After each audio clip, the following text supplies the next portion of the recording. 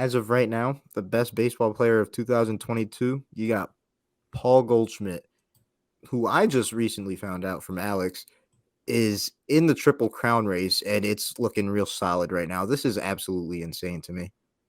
Welcome back to another episode of the All Takes No Whiffs podcast.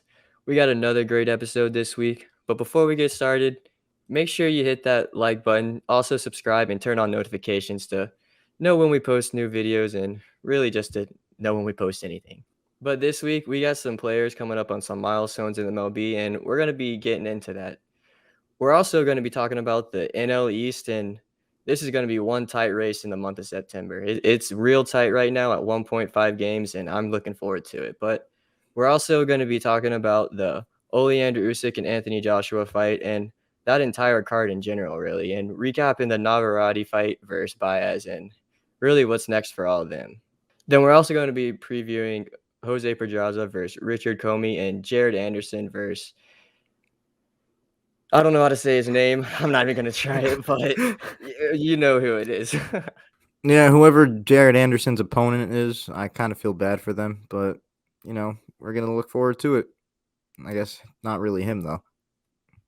In this last stretch of the MLB season, there's really only one division that stands out as the clear-cut best race in baseball, and that's the NL East. You got the Atlanta Braves only 1.5 games behind the Mets. The Mets have been good all season, but the Braves have, consistently been turning it up slowly but surely. Recently there was a tough series against the Mets that they fell back as far as 5.5 games, but after that series, the Braves have been playing great baseball since, and now they're just within a couple of days, and they can take that first spot in the NL East, and that would be wild considering the Mets have been looking different from their usual selves this year. Yeah, it looks like the Mets, they're not having a downfall like they usually do, but they are not playing as well as they have been all year long. And it's not really due to injuries from players, but this time it's from some different pitchers than Serger and DeGrom. But this division is gonna be wild coming down to the end. When I mean we, the Braves, we play them for 3 more games in 3 of the last 6 games of the year. We end with them and the Marlins, so that could be a very, very important series to who wins this division. Yeah, and what I really like about just the division as a whole, really, outside of that own race between those two teams, which is going to be the headline of it, you got the Phillies that they're in a race for the second or third wild card spot, and they've been playing some solid baseball as of late. You got Bryce Harper coming back as early as Saturday. That's going to be huge. I really think that they can make a push for at least, just a playoff appearance, which would be dope. But as I said, the headline of this division, Atlanta, New York, and it's dope because, this is just like a pretty solid rivalry. I'm sure you can attest to that being a Braves fan. Yeah, it is. And to speak on Philly for a second, them getting Bryce Harper back is just going to solidify their playoff spot. I don't see anyone else really than the 3 teams that are in the wild card making it right now. The Brewers are kind of falling off, and it looks like it's going to come down to the Padres, Phillies, and Braves and Mets, just depending on who wins the division. But like you said, I mean, the Braves and Mets are really what are to all talk about right here. And I wanted to ask you something real quick. With how well the Braves pitching staff has been this year and with the names that are in the Mets, who do you think has the better pitching staff, starting rotation-wise? On paper, probably the Braves, just because even though the Mets have DeGrom and Scherzer for the good chunk of the season, neither of them are putting up numbers, being out with injury. So I guess you could say for the 2022 season, the Braves have been a better pitching staff. But I mean, if we're just going off names as of right now, you guys got depth on them. I'll say that. But they have DeGrom and Scherzer. I don't know how to argue against DeGrom and Scherzer right now. Yeah, but that's only 2 guys. We Yeah. got 5 guys who are solid every single day. Actually, you've got Mets legend Taijuan Walker. Nah, just messing. Solid pitcher, but, you know, not really gonna boost the Mets in this conversation. Yeah, and I mean Carlos Carrasco has been pretty good this year too, but he's taken a dip recently. He did get hurt, but hopefully he comes back stronger. And I don't know, the Braves just it's been real. Some guys have taken a real step forward this year, like Kyle Wright. He's leading the majors or tied for first in the majors with 16 wins. And I mean Spencer Strider, I don't think anyone else is going to win Rookie of the Year except for his own teammate and Michael Harris. So I mean, we got 5 guys in our rotation. Charlie Morton looks like his usual self. Max Fried, dude is, I think, coming out to be the Cy Young front runner right now. Sandy Cantera kind of had a few rough starts here recently, and Fried's been pretty good here as of late. And Kyle Wright's been good. Already talked about him. Then you also got Spencer Strider and Mike Soroka. Dude has been killing it in his rehab starts, and I'm hoping that he's going to come back and make an impact on this team. Is there a timetable on how soon he could come back? Not really. I haven't really looked into that yet. I just know that his last start in AAA, he did really good. I think they're just going to try and build up his innings right now and have him ready for the postseason. Makes sense considering what he's bouncing back from. But yeah, this race is honestly making out to be one of the better races, the best race in the baseball right now. Me personally, I do think the Braves are going to overtake the lead sooner or later, especially with what Alex said. They've got a few games up against the Mets, and I think based off of their last series against them, the Braves definitely did their thing, and I think they're going to take that momentum. But might be a hot take. I'm calling it though. I mean, it's not a hot take at all. You already know who I'm rocking with. I'm going with the Yeah. Braves. I wouldn't be a Braves fan if I didn't pick them, but I do think we will overtake them, and I think we'll probably do it before that series that at the end of September. We're playing really good baseball right now. We're like 15 or 16-2 in our past 18 games. We're just playing great baseball all around, whether it's defense, pitching, hitting, base running. I mean, it's all good right now, and the young guys have been really good this year. Vaughn Grissom has come up out of nowhere. I really did not know much about this kid until this year, and we're gonna have a lot of lineup decisions once Ozzy comes back here soon because Vaughn has been killing it. Yeah, the way your guys' lineup is constructed right now, I really am expecting that push to happen. Like you said, I can see it sooner than your series against them. But as for other races between players in history, you mentioned something earlier about the Brewers taking a dip, and I hope they keep doing it because that potentially leaves room for Pujols to get more at bats. Albert Pujols, 7 home runs away from 700. It's kind of been insane to see how much of a spark he's had in the second half chasing this historic milestone because only 3 players have done this in MLB history. Yeah, the stretch that he is on the past 2 weeks has been absolutely insane. He looks like he is the machine from back in the day. I Mm-hmm. mean, this is something I would not have expected all year long. This is one of the biggest surprises, and 7 home runs away from 700. And he said he was retiring after this year.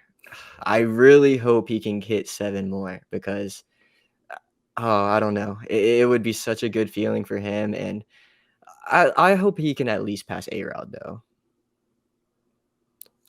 I think for sure now he's going to do it because that's what all I was asking for before. And in these past couple of weeks, this man has two home run games already. A few other dingers on top of that as well.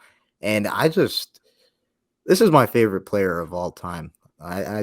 I can't emphasize that enough. If I see this happen, I may shed a few tears seeing that because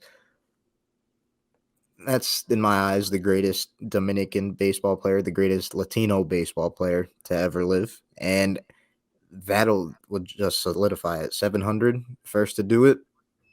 I mean, he's already the first to do a few things, I'm sure, but this is the icing on the cake right here. So do you think he's actually going to get to 700 this season? I think he is. There ain't no way he's playing this hot right now, and I think he's gonna ride the hot streak, and I think he's gonna. I'm gonna call it. I think he's gonna finish with 700 on the dot, which would be wild. Yeah, well, if he does get there, I think it's going to be 700 on the dot. I mean, it's how cool would it be, honestly, though, if it came down to his last game?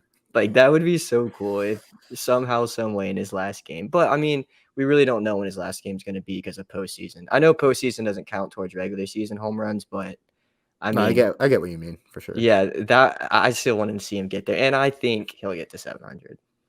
Man, I don't even care though if he doesn't get it this year. Give him a freaking 10-day contract or however it works in baseball next year if he gets to like 698 or 699. I want to see him do it. I don't care if he walks out of the stadium right after and just goes back to Dominican Republic and lives out his life. Let him get to 700 just because 700 is just that wild to me. Like it's hard to comprehend how he's done it because as crazy as the first half of his career has been, the second half hasn't been really anything like that. To think that he could potentially get to 700 even with that in mind is just insane to me. I think that's just a testament to who the machine was back in his day. Yeah, and to be honest, I mean, 700, I thought was something he would get pretty easily. The second half of his career has just not been what we all thought it was going to be. I mean, dude still hit. I mean, 690, I think 3 home runs right now or 2 home runs. Mm, That's still a lot of home runs, and there's only yeah. 4 people in MLB history who are ahead of him. So, I mean, this dude, I really hope he can hit this mark because this is just something absolutely historic. Yeah, man. Best baseball player of the 2000s. And as of right now, the best baseball player of 2022, you got Paul Goldschmidt, who I just recently found out from Alex is in the Triple Crown race, and it's looking real solid right now. This is absolutely insane to me. Yeah, and these stats are actually updated from today's game on August 25th. So, I mean, this dude is batting 339. He's up 14 points on Freddie Freeman right now for first. He's 1 home run behind Kyle Schwarber for first, who's hurt and on the injured list right now. So that could be doable. And he got 5 RBIs today to put him into first place over Pete Alonso by 3 RBIs. I mean, Paul Goldschmidt is putting up video game type numbers these past 2 weeks. I mean, I saw a stat yesterday. He was batting over 500 for the past week, went 3 for 5 today. I mean, dude is just absolutely on fire right now. And what's crazy is that this isn't even the first time this season he's going on a hot streak. He was on one that lasted forever in the first half. And clear cut MVP. That's out of the window. Like there's no conversation about that now. Honestly, when it comes to the Triple Crown race, I'm a little more nervous about the RBI than the home run thing at this point, especially with Schwarber being out. Because you got other guys who have been real productive, and RBIs come as long as they're getting their teammates are getting on base. So I think that's just almost up to luck. So looking at the stats earlier when I was updating the stats at the bottom, there is only really one person in the race with him. It's Pete Alonso at Yeah. 103. Third place for the NL is Matt Olson at 87.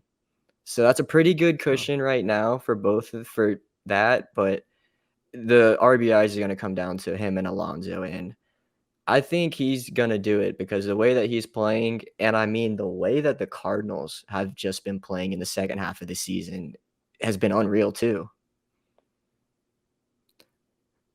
I'm not bringing down my favorite player of all time at all by saying this. It's hilarious to me how Paul Goldschmidt has been playing like this. And everything I've seen about the Cardinals has been about Pujols on this race to 700. But Paul Goldschmidt definitely deserves his credit because even though Pujols is on a historic race like that, Paul Goldschmidt is by far the best player on the Cardinals. So he deserves all the credit for that. And if he really finishes this season with the Triple Crown, which hasn't been done in the National League since 1937, one of the best seasons in the 21st century, to be honest. I mean, I think regardless, this is one of the best seasons and not NL history, but just recently that we've seen. I mean, not many times you see guys with power and average like this. It's pretty unique, and I hope he gets it. I think he's gonna get it too. Yeah, I think this is honestly the most likely of what's to happen between not in the Pujols race. That's going to happen. Speaking that into existence, but between Goldschmidt's Triple Crown race and Judge's AL home run record race, I think Goldschmidt's is a little more likely to happen. But Aaron Judge on this home run race, chasing 61. He's at 48 right now. I think it's very possible. He only needs 13 to tie, 14 to take the record, and I think it's possible. It just really depends on what kind of groove Judge is in for this last stretch. Because I'm not saying it was a drought, but there was a little bit of a gap between 46 and 47. But he's got a couple home runs in the past couple of games, so if he's really finding his groove for this last stretch, I think it could happen. And that would be insane because not only would that be the AL home run record, that'd be the Yankees single season home run record too. Yeah, and like you said, this is probably the more unlikely between Goldschmidt and Judge for the records. To be honest, I really don't see him getting it at this point unless the next few games he can get to 50.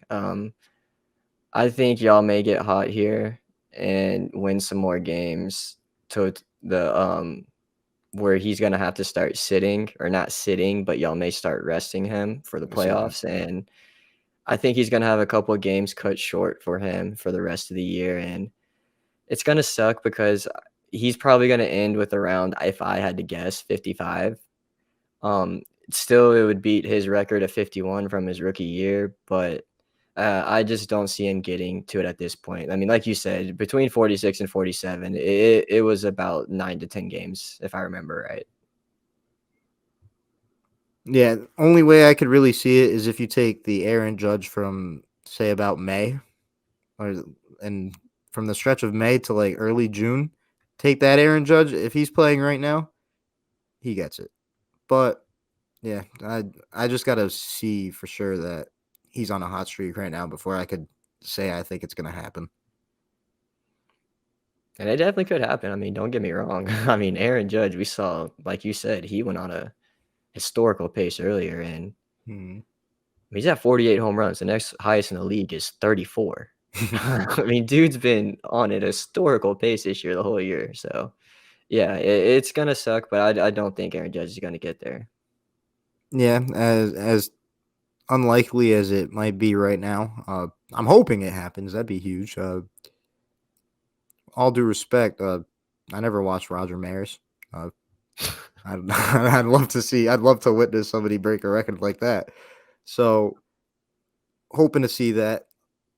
But number one thing on my mind right now is Pujols to 700. Gonna happen. Looking forward to talking to you guys next week when he's only 3 home runs away. Man, we're coming off a great weekend of boxing. Honestly, blessed weekend of boxing. That was a great card from the zone and an exciting fight from Navarrete. Uh, First and foremost, though, the fight that has been on my mind for a while leading up to it, AJ Usyk rematch finally happened, and Usyk took the dub again. This time by split decision. I don't agree with the fact that it was a split decision, but I can see it because I honestly feel like Anthony Joshua was much more competitive this fight. Honestly, really entertaining fight for me. First half was definitely kind of slow, just not a lot of landing going on. But you had Usyk controlling the pace for the majority of the time. Joshua challenging him on that. Joshua definitely doing better work, especially to the body this time. Had Usyk looking a little hurt a couple of times. I wouldn't say anything crazy, but outside of that, it's really the same thing as last fight. Usyk did his thing. He styled on him at times, and my opinion, I think Usyk won at least 8 rounds. So I think the 116, 112 is much more appropriate than any 113s to 115s. And the one towards Joshua, as wild as that may sound, I've seen plenty of crazier, so my reaction isn't even – I'm not even that alarmed about it, but definitely the wrong call by that judge. Yeah, this was a very entertaining fight. Lived up to its expectations. Went all 12 rounds, like I expected. Split decision, definitely do not agree with. Don't know how Joshua was up 113, 115, but or 115, 113, but it is what it is. We see scores like this all the time, like Christian said, so it really doesn't surprise us. But I am just super impressed with kind of how Joshua came out and said what he was going to do. He came out, said he wanted to be more aggressive, looked more aggressive, like you said, landed a lot more body shots. And some of those body shots he landed, I mean, if that's a different fighter, it probably puts them out because you did see Usyk once a couple times, and I was very surprised to see that. But and Usyk is just, I mean, so damn good. And Joshua looked a lot better this fight, looked a lot more aggressive, but Usyk just in the end, just he couldn't get past him. Which, as expected as this win for Usyk was for me, I'm really excited with the outcome and what that means for what's next for both fighters, because Usyk, the one thing I want to see next from him is a fight against Tyson Fury, but that's up to Tyson Fury at this point. I personally, I want to be optimistic right here and say it will happen, but Tyson Fury is just too much of a nutcase right now. This man has said he's retiring and that he's taking the fight against the winner, and then after the fight happened that he would be fighting Usyk. That's happened at least like 5-6 times back and forth. I just don't know what to expect, but that's one of the biggest fights in boxing I want to see straight up. I mean, that may be one of the biggest fights in heavyweight history, to be honest, if you really look at it. I mean, that would unify everything, and Fury wants $500 million. I heard you said that for this fight, and that's absolutely fucking ridiculous. Which kind of makes me think that this fight just isn't going to happen, because that's kind of ridiculous. And if he's asking for that much of a price, I don't think he's going to be coming down that much. And the homies out in Saudi Arabia, I feel like anything's possible. They might come through for that if they want to host it. They be throwing the bag. I'm pretty sure what AJ and Usyk are going to be getting paid is a real, nice amount. So if somebody wants to make it happen, please make it happen over there. I don't have it. I don't have the budget for it, but I'm sure you guys do. I mean, I can throw in $20. I'll help the cause. No, but I mean, they got the money over there, and I'm really not too worried about that. It's just about if Fury actually wants to come back out and fight. If they're gonna have a budget that they can afford to pay one fighter $500 million, at minimum, this sounds like a $900 million pay between both fighters, and I don't know how realistic that sounds. I mean, to be honest, it doesn't need to be lower than 50% for each, because these are two of the biggest names in boxing right now, the two best heavyweights. It's not going to be 500 million Fury would get anyway. I mean, that's probably what the total budget would be for both fighters. But I mean, I really just don't see this happening at this point with that. But I do want to know, where do you think Usyk is going to land on the pound for pound list after this fight? I think as of right now, he's number one, mostly because the guys I think he's really in the mix with, they're pending. I'm waiting until Crawford potentially beats Spence for him to go to number one. And I'm also waiting for Inoue to be honest, not this becoming undisputed at this weight class right now, which he's only one belt away from. That'd be a nice plus. I don't know if that would shoot him up there. I think Inoue would be number one if he beats Stephen Fulton, moving up to the next weight class.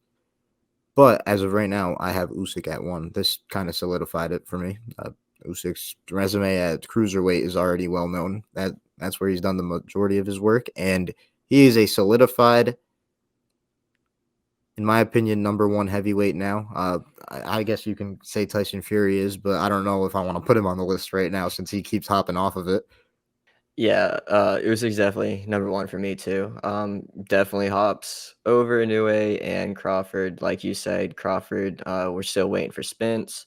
Inoue, he did sign a deal to fight someone yesterday or today. I can't remember who it's against, but it's not against Fulton.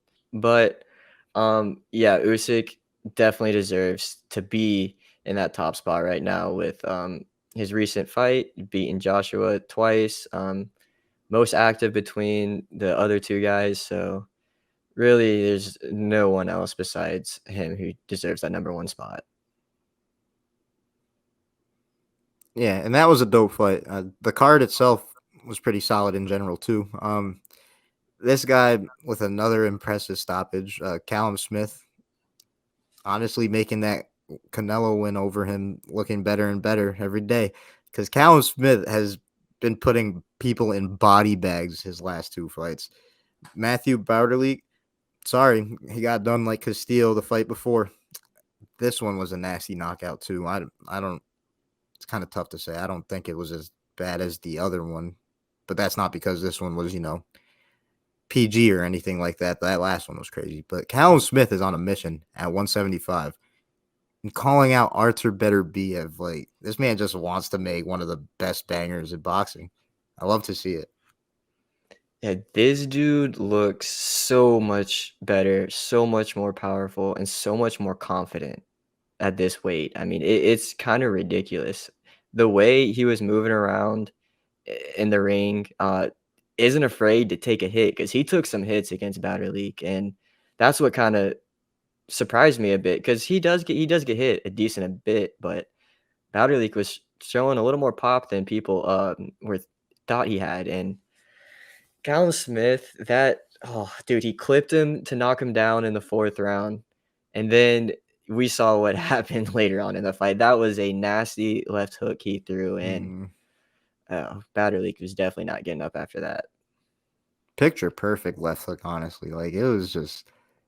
I bet it felt like he didn't even make contact with the chin. How smooth as it was. Like, that feeling when you hit a baseball so clean, it's like you just feel it. You barely feel the contact point. Oh I bet it yeah, was like that. Man, I don't want to fight Callum Smith. I'd never want to do that unless he took yeah. my girl or something. Yeah, but like you said, he is wild for calling out Artur Beterbiev like that. I mean, dude wants all the smoke, and I don't blame him, but I don't know if he's calling out the right guy. This is like this is. I would compare that to as dope as that fight would be. I would compare that to messing with the quiet kid in class, and then he just spazzes and whoops a kid's ass. You don't want to do that. Better Biev, he's not loud with the mouth, but his fights speak for themselves. Those hands are different, and Callum Smith's hands, they're looking different right now, but I don't know about that different. I, He's I gonna would have like to to, see that fight for him though.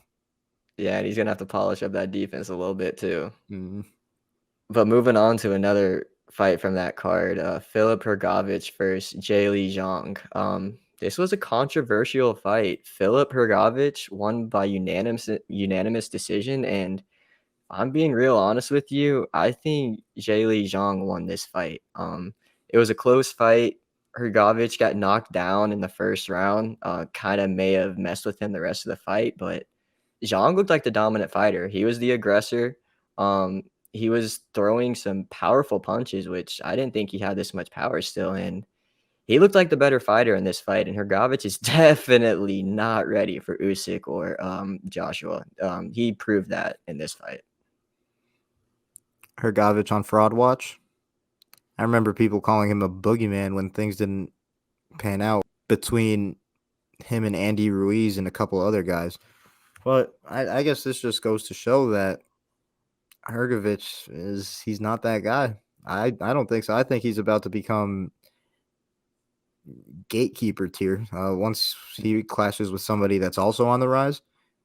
Like, say for example, somebody who we're going to be mentioning soon, Jared Anderson develops to a certain point, and both of these guys are close, and they're in a title eliminator. Hrgovic is barbecue chicken for anybody like that. Like it's over. And Zhilie Zhang, 39, and he's cooking. I'm gonna give him credit.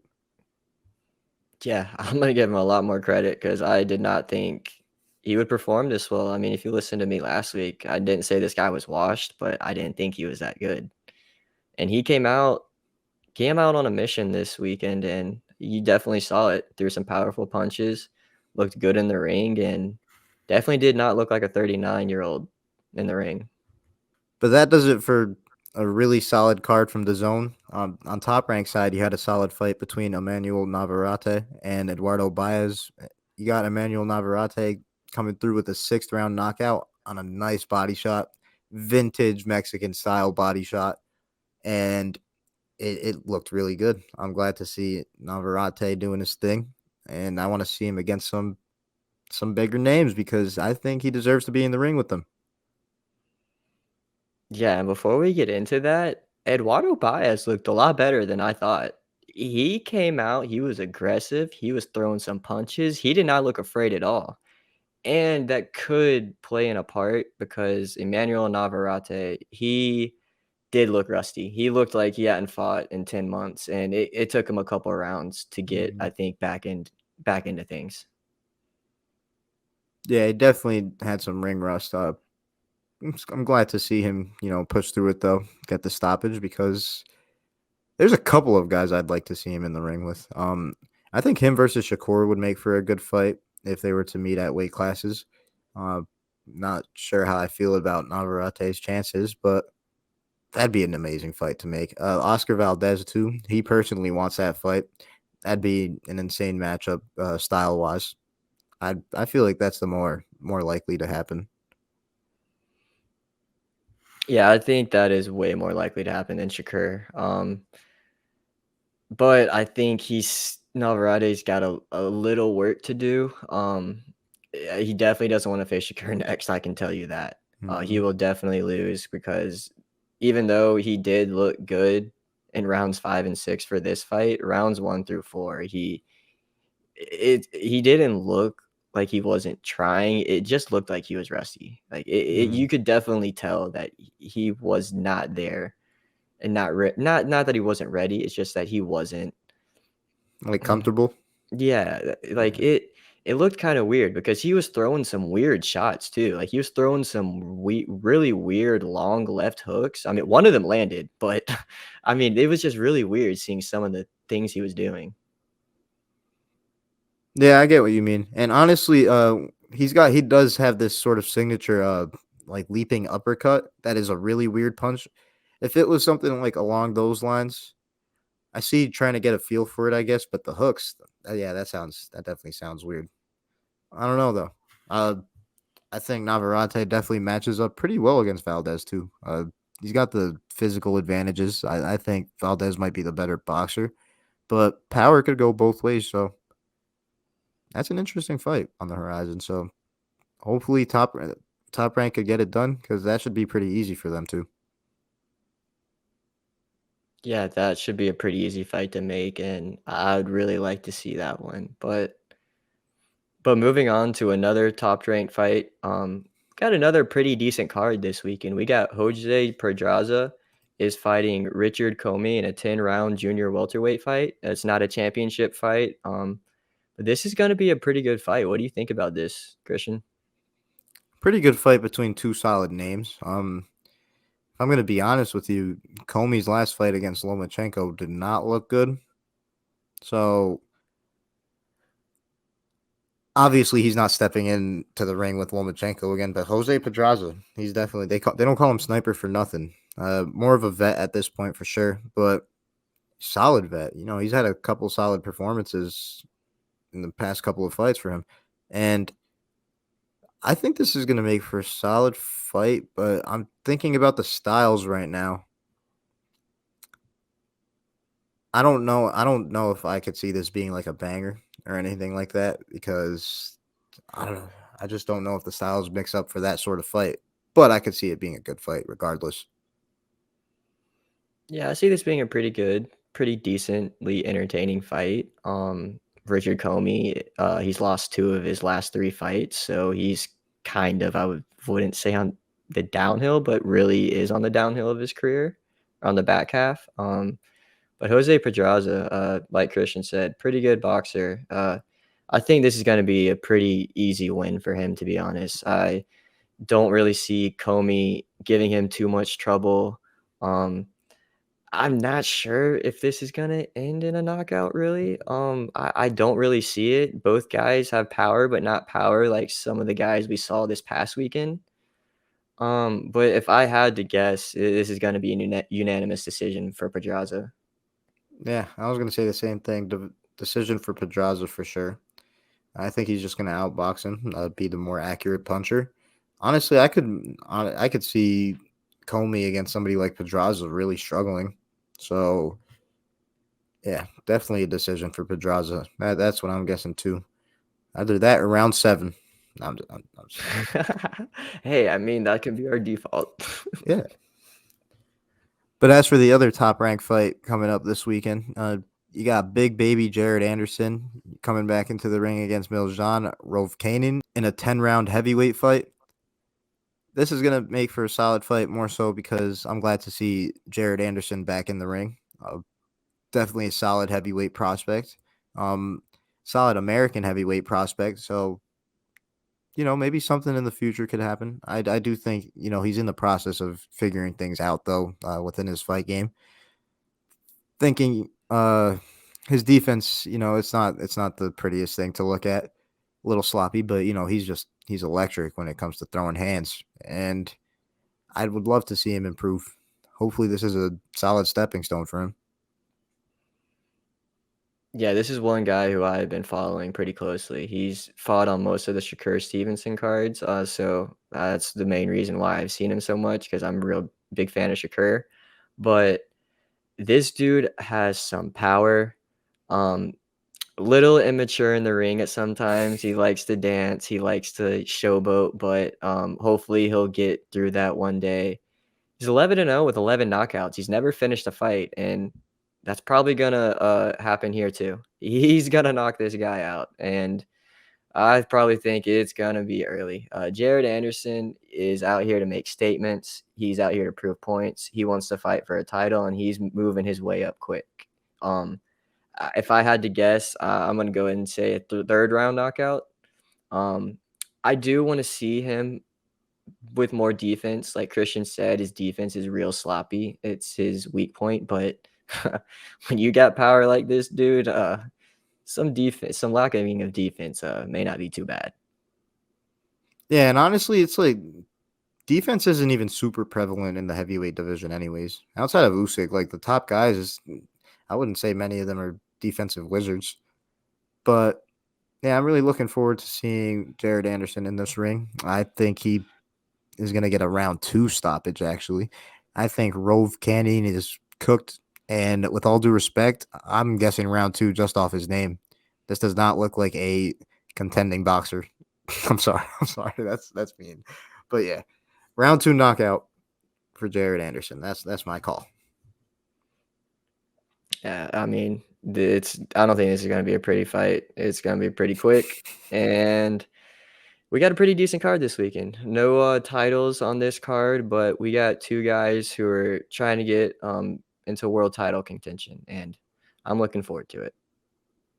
And that does it for another episode of the All It Takes No Whiffs podcast. This was another great episode. We got a great ending to the MLB season, especially in the NL East, and hopefully those milestones we talked about come true. Would love to see Albert Pujols get to 700. Would love to see Paul Goldschmidt win a Triple Crown, something that hasn't been done in the NL in a very, very long time.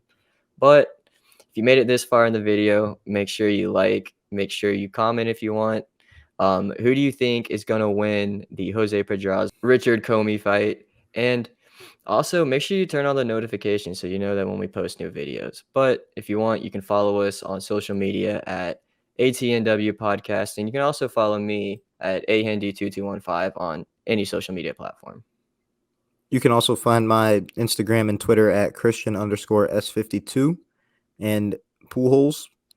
That's all I'm worried about right now. I cannot wait to see this race. I can't wait to see the end of this season. The Braves about to be division champs, calling it now. But can't wait for next week. Peace. Peace.